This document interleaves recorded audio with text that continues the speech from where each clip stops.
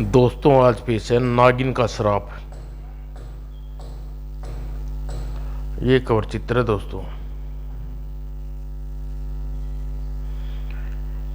विजयनगर के महाराज रणविजय सिंह बेहद दयालु, न्यायप्रिय, प्रजा का ध्यान रखने वाले और अपने राज्य की प्रजा को बहुत ही उनके राज्य की प्रजा बहुत ही सुखी थी। एक दिन दरबार में द्वारपाल ने आकर सूचना दी, महाराज की जय हो।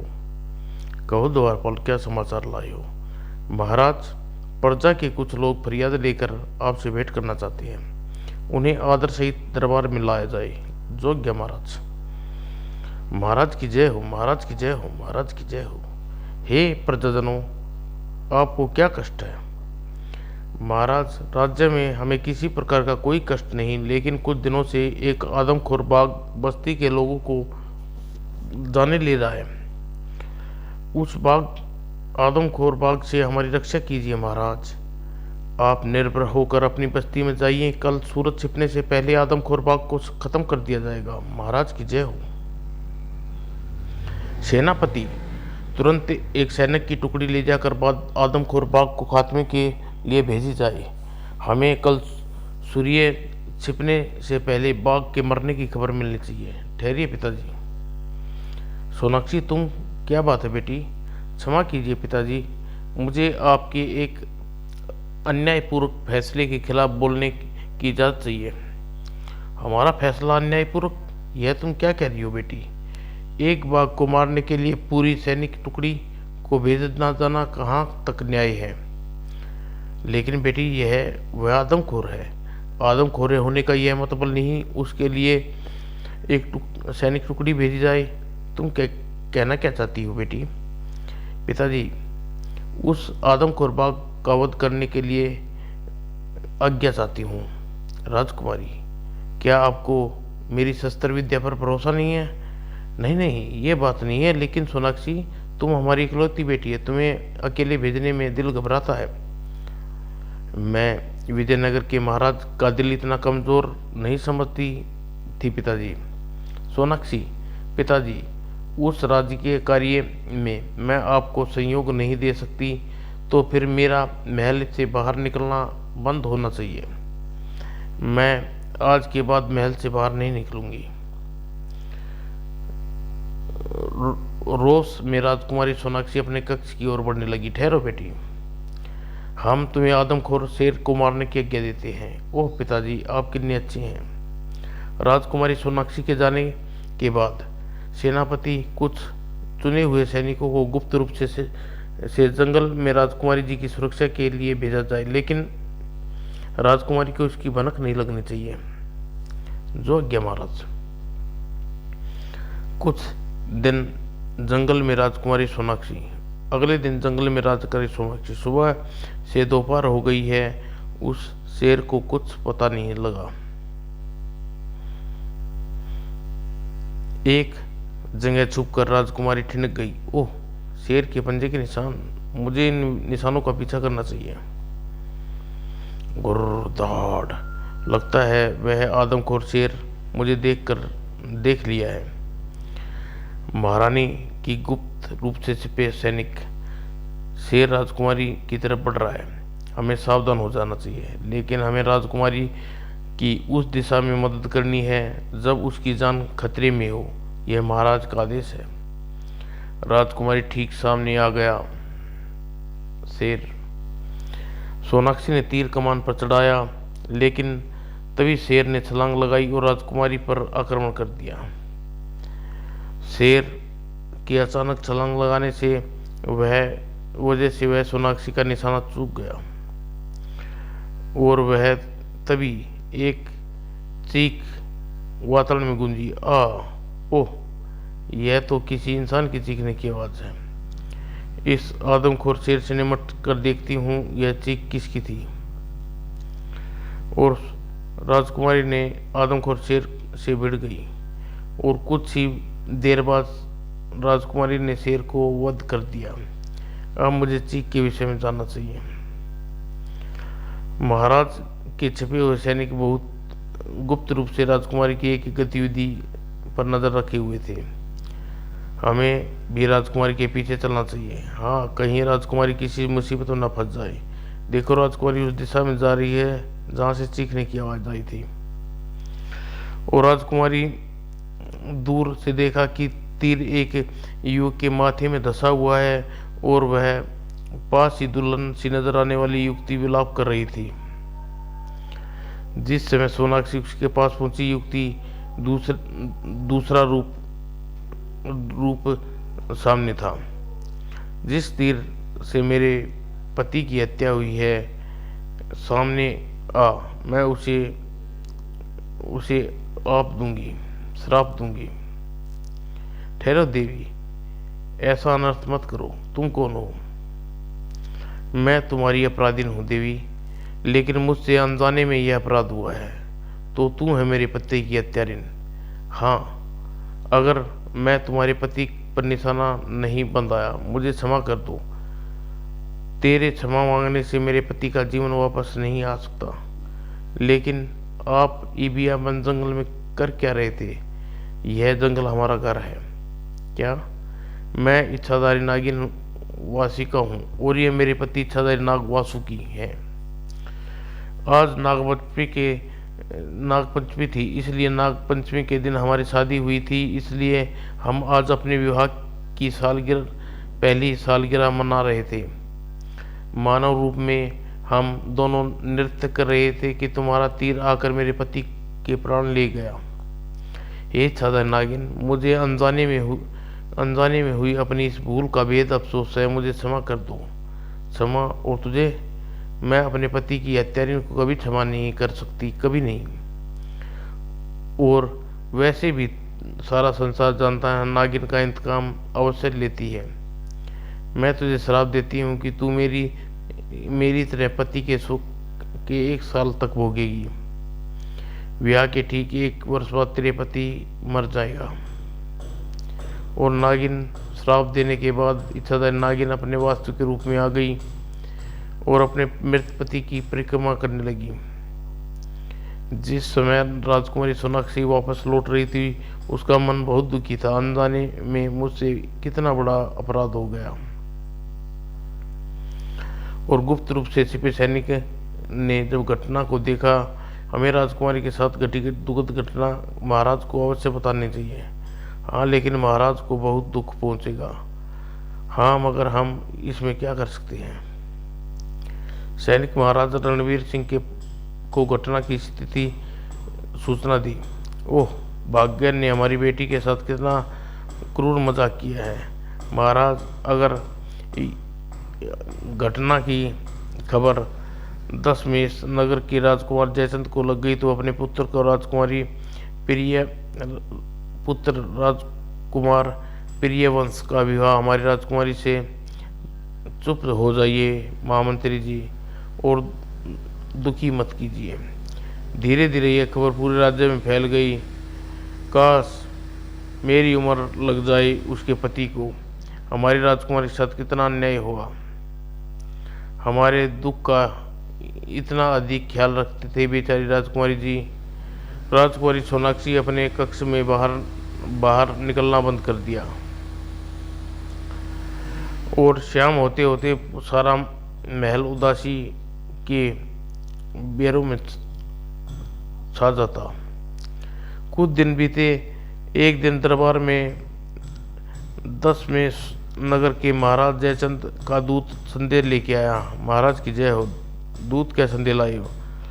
गुस्ताखी माफ हो, संदेश हमारे महाराज राजकुमार प्रियवंश को सोनाक्षी के साथ विवाह से इनकार कर दिया है। राजदूत, अगर दूत का वध राज मर्यादा के विरुद्ध न होता तो संदेह की सूचना देने वाले तुम्हारी जुबान खींचकर तुम्हारे शरीर के टुकड़े टुकड़े कर देते। दूत, क्षमा करें महाराज, दूत भी अपने स्वामी का संदेश सुनाने के लिए बाध्य होता है। तो जाओ अपने महाराज को हमारा संदेश सुना देना कि विजयनगर की राजकुमारी की मंगनी तोड़ने से सजा पूरे राज्य को भुगतनी पड़ेगी। हम दशमेश राज्य की ईंट सींट बजा देंगे।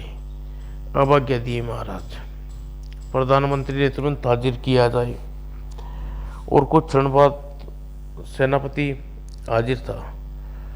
तुरंत सेना को तैयार करने का, दशमेश नगर पर चढ़ाई कर दो, जयचंद के राज्य की ईंट चींट बजा दो। जो आज्ञा महाराज। ठहरिए पिताजी। सोनाक्षी तुम? पिताजी, आप मेरे दुर्भाग्य की सजा दशमेश नगर को भली भाली जनता को क्यों देना चाहती हैं? बेटी तुम नहीं जानती, राजा दशमेश ने हमारे साथ। मैं जानती हूँ उन्होंने क्या किया। यह तुम क्या कह रही हो बेटी?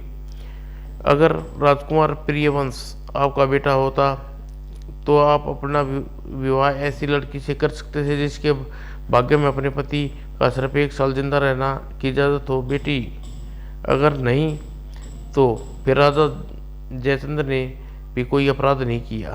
उनके राज्य पर चढ़ाई की जाए। दशमेश नगर की चढ़ाई पर आपका आदेश वापस ले लिए पिताजी। ठीक है बेटी, हम अपना आदेश वापस लेते हैं। पूरे राज्य में मुनादी करवा दी। सुनो सुनो सुनो सुनो प्रजाजन, महाराज की घोषणा है, जो भी राजकुमारी सोनाक्षी से विवाह करेगा उसे विजयनगर का आधा राजपाट सौंप दिया जाएगा। सुनो सुनो सुनो डम डम डम। और 1 साल के जीवन लेकर कौन मूर्ख राजा बनना चाहेगा? राजकुमारी सोनाक्षी से शादी करने का मतलब भरी जवानी में मौत। काश मैं जवान होता तो मैं 1 साल का राजा बनने के लिए राजकुमारी से विवाह कर लेता। राज की घोषणा के बाद कोई युवक राजकुमारी सोनाक्षी से विवाह करना आगे नहीं आया। महामंत्री, हमें लगता है हमारा बेटी की डोली में बिठाने का अरमान पूरा न होगा। महाराज, ऐसी निराशा भरी बातें मत कीजिए। हमारे राजकुमारी के लिए ईश्वर इतना क्रूर नहीं हो सकता। महाराज की चिंता में घुलने लगे और बीमार पड़ने लगे। राजवीर जी जल्दी से अच्छे हो जाएंगे पिताजी। हाँ राजकुमारी, मैंने औषधि दी है। राजकुमार महाराज शीघ्र ही स्वस्थ हो जाएंगे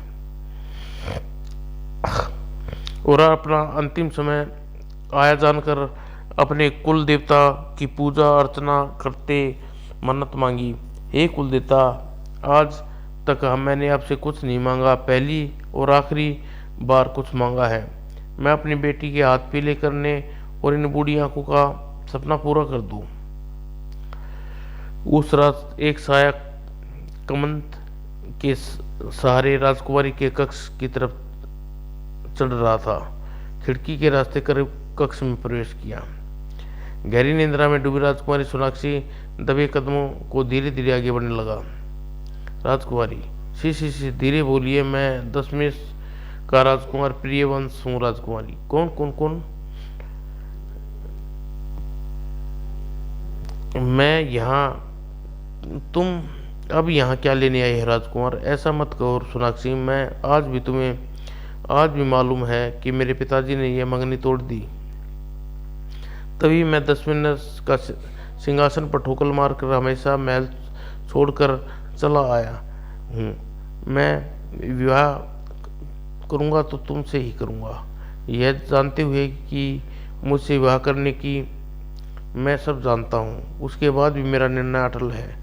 तुम सच कह रहे हो राजकुमार? लेकिन इसके लिए मेरे पिताजी आज्ञा लेना बहुत जरूरी है। बिल्कुल बिल्कुल सच है। दोनों राजमहल महाराज के रणवीर सिंह के सामने पहुंचे। बेटे, आज मैं तुमसे इतना खुश हूँ। तुमने हमारी बेटी से का हाथ मांगकर हमें एक नया जीवन दिया है।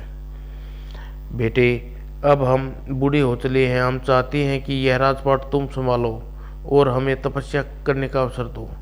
क्षमा करें पिताजी, अगर मैं राजपाट की ही चाह होती तो दशमेश नगरी का सिंहासन ठुकरा कर या ना आता। मैं राजकुमारी के साथ साधारण व्यक्ति की तरह जीवन व्यतीत करना चाहता हूँ, वरना लोग मुझे स्वार्थी कहेंगे। मुझे दशमेश नगर का सिंहासन राजकुमारी सोनाक्षी के लिए नहीं, विजयनगर का सिंहासन पाने के लिए छोड़ा था। बहुत आग्रह के बाद भी जब प्रिय वंश नहीं माना तो राजकुमार प्रियवंश, हम तुम्हारे विचारों से बहुत प्रभावित हुए। विवाह के पश्चात तुम्हें सोनाक्षी के साथ मनमानी जिंदगी व्यतीत करने का संघर्ष आज्ञा देते हैं।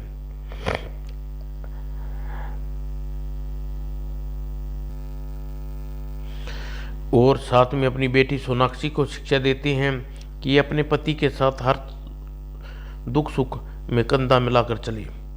मैं धन्य हो गई जो मुझे प्रियवंश जैसा निस्वार्थ प्यार करने वाला स्वामी स्वाभिमानी पति मिला, स्वाभिमानी। और धूमधाम से प्रियवंश सोनाक्षी का विवाह कर दिया गया। ओम गणपति नमः। विवाह के पश्चात दोनों राजसी वस्त्र त्याग कर साधारण व्यक्तियों वाली वेशभूषा में आ गए। अच्छा पिताजी, अब मुझे अपने पति के साथ जाने की आज्ञा दीजिए। महाराज रणवीर सिंह ने आंसू भरी आंखों से विदा दी। सोनाक्षी, सौभाग्यवती रहो बेटी, आयुष्मान रहो बस। और राजकुमारी प्रियवंश सोनाक्षी को लेकर एक बस्ती के छोटे से मकान में आ गया। सोनाक्षी, अब यह हमारा महल है। मैं तुम्हारे महलों मैं तो हमारे महलों से भी सुंदर है। और प्रियंस दिन भर लकड़ी काटता और शाम को बाजार में बेचाता। ले भाई अपनी लकड़ियों के दाम। सोनाक्षी दिन भर घर के कामों में लगी रहती। प्रिय, मैं तो सोच रहा भी नहीं सकता था महलों में रहने वाली राजकुमारी इतनी अच्छा भोजन बना सकती है। एक चपाती और लीजिए ना। और इस तरह हंसी खुशी दिन गुजरने लगे। मैं तुम्हारे जीवन संगनी के रूप में पाकर धन्य हो गया सोनाक्षी। और मैं आपको पाकर काश हम साथ साथ लंबा जीवन और लंबा होता तो कितना अच्छा होता। यह याद करते ही 1 वर्ष का समय पूरा होने वाला है। सोनाक्षी के दिल में इतनी ठेस लगी कि वह पूरी रात न सो सकी। मैं ऐसा कभी नहीं होने दूंगी। मैं जिसने मेरे लिए जीवन, अपना घर परिवार, महलों के राजसी सुख छोड़कर मौत को गले लगा लिया, मैं उसका जीवन खत्म नहीं होने दूंगी। अगर मैं अपने पति भक्ति में नागिन ने मुझे श्राप दिया है तो मैं अपने पति भक्ति से उसे झूठा कर दूंगी। सुबह होने पर नाथ, आप मुझे एक वचन दीजिए कि मैं आपसे जिस बात की आज्ञा मानूं आप इनकार नहीं करेंगे। किस बात की आज्ञा? पहले वचन दीजिए। अच्छा चलो दिया। मैं कुछ दिन आपसे दूर रहकर भगवान की तपस्या करना चाहती हूँ। सोनाक्षी, यह तुम देखिए, आपने मुझे वचन दिया है, आप इनकार नहीं करेंगे। सोनाक्षी, अगर हमने तुम्हें वचन नहीं दिया होता तो सचमुच इनकार कर देते, मगर अपने वचन की डोर से बंधे होने के कारण अनिच्छा पूर्ण तुम्हें इजाज़त देने के लिए मजबूर है। और सोनाक्षी तब वन में जाकर एक पैर पर खड़ी होकर भगवान शंकर की तपस्या में लीन हो गई। ओम नमः शिवाय, ओम नमः शिवाय, ओम नमः शिवाय। प्राकृतिक विपदाएं, आंधी तूफान, वर्षा, भीषण गर्मी सोनाक्षी की तपस्या को न डिगा सकी। सोनाक्षी की भक्ति तपस्या से कैलाश भोलेनाथ का आसन हिल उठा। हे, ये क्या? भोली भाली साधारण नारी द्वारा इतनी कठोर तपस्या? प्रभु, उसकी इच्छा पूरी कीजिए। हे देवी, मैं इस पुजारिन की इच्छा पूरी करने के लिए अपनी दूसरी पुजारिन को श्राप का